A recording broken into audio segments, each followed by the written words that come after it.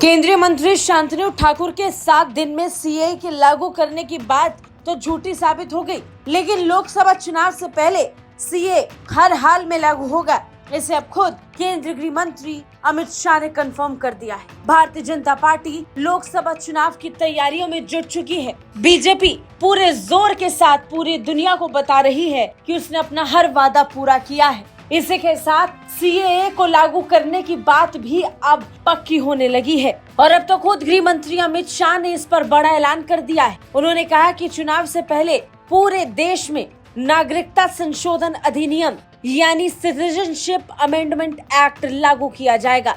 उन्होंने ये बात एक बिजनेस समिट के दौरान कही। बता दें, अप्रैल और मई महीने में चुनाव होने की संभावना है। इस बीच केंद्रीय गृह मंत्री ने ये बड़ा बयान दिया। उन्होंने कहा कि मैं साफ कर देना चाहता हूं कि सीएए किसी भी व्यक्ति की नागरिकता नहीं छीनेगा। इसका उद्देश्य केवल धार्मिक उत्पीड़न का सामना कर रहे पाकिस्तान, अफगानिस्तान और बांग्लादेश के अल्पसंख्यकों को नागरिकता देना है। ये वादा मूल रूप से कांग्रेस ने ही उनसे किया था।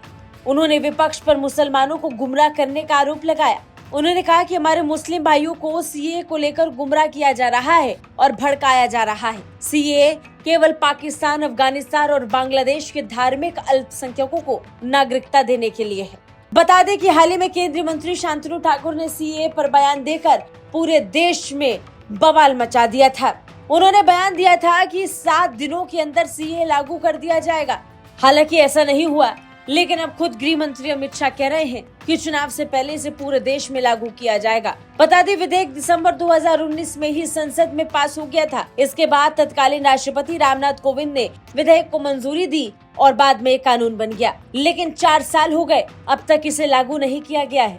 सीएए के तहत अफगानिस्तान, पाकिस्तान, बांग्लादेश से 31 दिसंबर 2014 के पहले आने वाले 6 अल्पसंख्यकों हिंदू, ईसाई, सिख, जैन, बौद्ध और पारसी को भारत की नागरिकता देने का प्रावधान दिया गया है।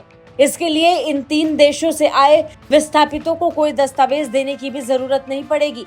हालांकि इस कानून में कभी भी किसी की नागरिकता छीनने का जिक्र नहीं हुआ, लेकिन बार बार इसे लेकर एक धारणा बनाई गई कि ये कानून नागरिकता छीन लेगा। बीते साल भी केंद्रीय गृह मंत्री शाह ने दावा किया था कि सीएए को लागू करने से कोई नहीं रोक सकता।